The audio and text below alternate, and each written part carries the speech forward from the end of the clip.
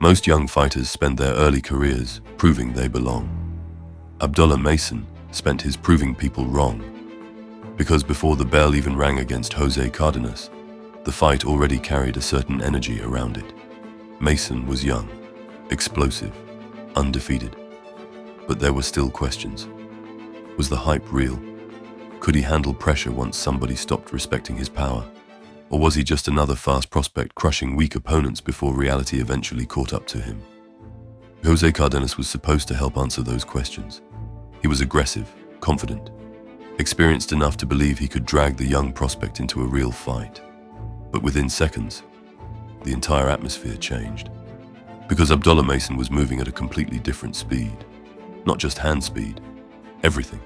The reactions, the timing, the angles, the calmness. Every time Cardenas tried stepping forward, Mason met him with sharp counters that felt almost impossible to see in real time. The crowd started reacting before punches even landed. That is how fast it was happening. And the scary part was, Mason did not look emotional. He looked comfortable, like he already knew exactly how the night was going to end. Then came the moment that made people stop seeing him as just another prospect. One clean opening, one violent combination. Suddenly, Jose Cardenas was in survival mode, and Abdullah Mason looked less like a young fighter learning on the job, and more like the beginning of a serious problem for the entire division. After Jose Cardenas, the excitement around Abdullah Mason started growing fast. Too fast for some people. Because boxing fans have seen this story before. A young prospect knocks out a few opponents, social media explodes, and suddenly people start calling him the future before he has faced real pressure. That is why the Benjamin Gurment fight mattered. This was not supposed to be another easy highlight reel. Gurment came in with the exact style young fighters usually hate dealing with. Physical, aggressive, constant pressure. The kind of opponent willing to make a fight ugly just to drag prospects out of their comfort zone. And leading into the fight, that became the real question surrounding Mason. Not whether he was talented. Everybody could already see the speed. The problem was whether that style would still work once somebody forced him backwards. Could the young hype train handle a real dogfight? Or would the pressure finally expose the cracks people were waiting to see? At first, Gurment tried doing exactly what many expected. Closing distance, walking forward, forcing exchanges, trying to make the fight physical early. But something quickly became obvious. Abdullah Mason was not reacting like a young fighter under pressure. He was reading everything. Every rushed entry got countered. Every aggressive movement created another opening. Every mistake got punished immediately. And the more Gurment tried forcing the action, the calmer Mason became. That is when the fight slowly started turning one-sided. Excellent job from Harvey Doc from the state of New York. Oh! Because Mason was not just surviving pressure, he was controlling it. The timing became sharper, the combinations became cleaner, the confidence started disappearing from Gurment's face. And once Mason realized the pressure was no longer affecting him, the domination started. The crowd could feel the momentum changing in real time. Gurment was still moving forward, but now every exchange looked dangerous for him instead of Mason. That is the moment young prospects usually announce themselves, not when they destroy weak opponents, but when somebody tries testing them physically and fails completely. After the early knockouts, Abdullah Mason was no longer just another exciting young prospect, getting attention online. Now people were starting to watch him differently, because explosive speed can get fans excited, but experienced fighters are usually the ones who expose whether the hype is actually real. And Lebron was exactly that kind of opponent. Calm, patient, dangerous. Unlike some of Mason's earlier matchups, Lebron did not enter the fight looking overwhelmed by the moment. He had real experience, real power, the kind of composure that usually forces young fighters into mistakes once the adrenaline wears off. That is what made this fight important. People wanted to see what Abdullah Mason would look like against somebody who was not intimidated immediately. Could he still dominate if the knockout did not happen instantly? Or would the pace slow down once he faced somebody capable of staying composed under pressure? Early on, the fight felt different. Lebron was not recklessly charging forward. He was watching, waiting, trying to slow Mason down and force him into a more technical fight. Again, you don't know how good a fighter is until he gets hit. But that may have made the performance even scarier, because instead of rushing for another fast knockout, Mason started dissecting him. Small angles, sharp counters, quick adjustments between exchanges. Every round, Mason looked more comfortable. Who's been in against good competition. And early on, Mason... While Lebron slowly looked more hesitant. And the deeper the fight went, the more obvious the skill gap became.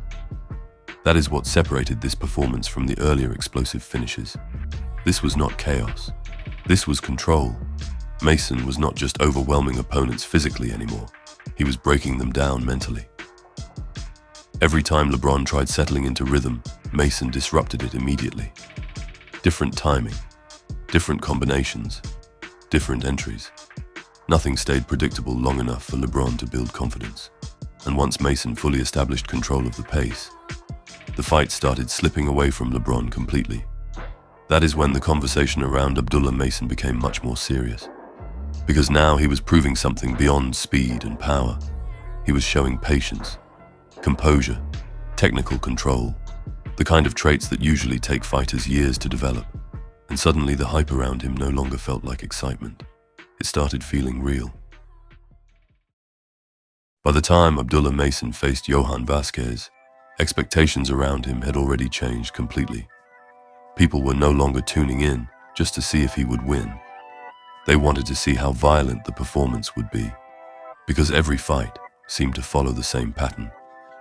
Opponents entered confident, then slowly realized they were dealing with something far more dangerous than expected. But Yohan Vasquez brought a style that could create problems for anybody. Pressure, aggression, constant movement forward. The type of fighter who tries turning technical fights into pure chaos. And against young prospects, that style often works. Because once the pace gets wild, discipline usually disappears too. That was the real question heading into the fight. Could Abdullah Mason stay composed once somebody forced him into fast exchanges? Or would the chaos finally disrupt his rhythm? Early on, Vasquez tried doing exactly what people expected. He pushed forward immediately, forced exchanges, tried overwhelming Mason before he could settle into his timing. But within moments, the fight started turning into something else entirely, because Mason looked comfortable inside the chaos. Every aggressive entry from Vasquez created another counter-opportunity. Left hands started slipping through the middle. Sharp combinations landed during exchanges that normally should have been dangerous for both fighters. Except Mason kept coming out cleaner every time. That is what made the performance stand out. Most young fighters become reckless in fast-paced fights. Mason became sharper. The faster the exchanges became, the calmer he looked. And once Vasquez realized he could not overwhelm him physically, the confidence slowly started disappearing. The pressure that was supposed to make Mason uncomfortable was now creating openings everywhere. That is when the momentum completely shifted. The counters became more accurate. The combinations became more damaging. The reactions from the crowd started growing louder after every exchange, because people were watching a young fighter control violence in real time, not emotionally, not recklessly, calmly. And by the end of the fight, Abdullah Mason looked less like a prospect surviving dangerous moments, and more like a fighter built specifically for them. The dangerous part about Abdullah Mason was no longer the speed. People expected speed from young prospects. What started making him different was what happened after opponents tried pushing back.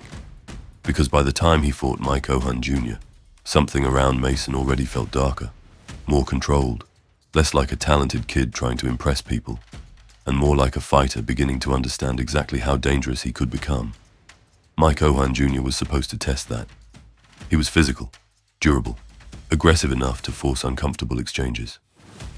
The kind of fighter that usually tells you whether a prospect is truly composed, or simply front-running weaker competition. Early on, Ohan Jr. tried dragging the fight into his type of pace immediately, closing distance, crowding the space, trying to force Mason into rough exchanges instead of clean technical boxing. And for a moment, it looked like the exact type of fight young prospects normally hate. But then something shifted. The pressure was not affecting Mason. It was sharpening him. Every forward step from Ohan Jr. started getting timed perfectly. Mason would wait half a second longer than expected, then suddenly fire sharp counters through openings that barely looked visible in real time. That is when the atmosphere of the fight started changing. Because Mason was no longer reacting to pressure, he was inviting it, almost baiting Ohan Jr. into mistakes just to punish them harder. And the more aggressive Ohan Jr. became, the calmer Mason looked. No wasted movement, no panic, no emotional exchanges, just timing, precision, control. The crowd could feel it happening in real time. Every exchange started looking dangerous for Ohan Jr., even when he was the one initiating the action. That is usually the moment people stop seeing a fighter as exciting and start seeing him as a real problem. Because exciting prospects rely on athleticism, dangerous fighters understand control. And against Ohan Jr., Abdullah Mason started looking less like somebody chasing knockouts and more like somebody learning how to systematically break opponents down. This was the fight that changed everything for Abdullah Mason. Not because he won, because of who he beat. Sam Noakes was not supposed to be another stepping stone. He entered the fight as a dangerous, undefeated pressure fighter with real momentum behind him. Heavy hands, constant aggression. The type of style many believed would finally force Abdullah Mason into a war he could not fully control. And early on, the fight looked exactly as brutal as people expected. Noakes came forward immediately, cutting distance, throwing heavy shots, trying to trap Mason before the younger champion could settle into rhythm. The pressure felt different from Mason's earlier fights. This was not a prospect trying to survive the moment. This was another undefeated fighter fully convinced he could break him. But the deeper the fight went, the more dangerous Mason started looking. Because while Noakes kept bringing pressure, Mason kept solving it in real time. Sharp counters slipped through the aggression. Angles started opening everywhere. Every failed attack from Noakes created another clean response coming back instantly. And the scariest part, Mason never looked overwhelmed. He looked focused, calm enough to think through every exchange, while another undefeated fighter tried forcing chaos around him. That is what slowly changed the entire atmosphere of the fight. At first, Noakes looked like the hunter. By the middle rounds, he looked frustrated. And by the championship rounds, it became obvious he was falling behind a fighter, operating at a completely different level technically. The crowd could feel the momentum shifting in real time. Every clean counter from Mason landed louder. Every exchange started favoring him more clearly.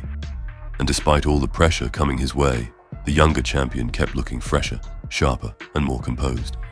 That is when people stopped viewing Abdullah Mason as a rising star. Because beating Sam Noakes by unanimous decision was not just another win. It proved something far more dangerous. That Abdullah Mason could survive elite pressure, adapt over 12 brutal rounds, and still completely control the fight mentally by the end of it. And once a young fighter proves he can stay calm inside that level of chaos, the rest of the division starts paying attention very quickly.